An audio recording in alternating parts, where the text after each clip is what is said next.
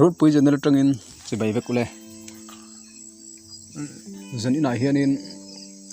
Inkhel munom tak mai omle dona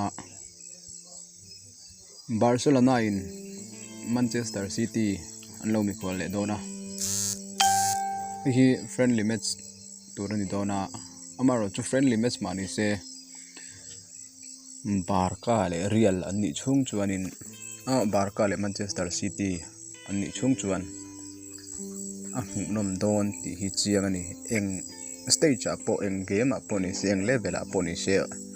hi en dilo amle takin en thei dan tur kan run sub chu le dona Khawngaihin channel hi mino subscribe pa like mino pek sak turin khon karon nge na ti chuanin notification bell dar lem kha on in all lo dala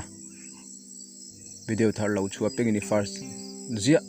thei lo ni bon ilo muzia thei don ania ti chuanin he channel he kan sei lokanga WhatsApp te Telegram angreng phone yang reng te katiang hi molmang te kan zir tir na nia Khawngaihin lo subscribe la lo hai vela itang kai pui po om ve mai thesin ti chuanin YouTube a khan lut la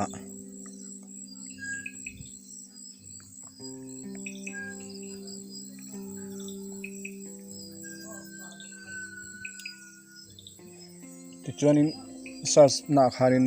road pui official tin han search la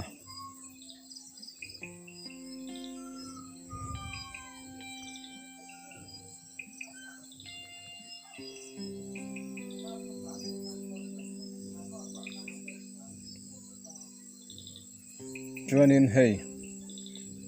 tilai hian hei illu tanga ma video hen run pui channel tangin si bai vek ule chuanin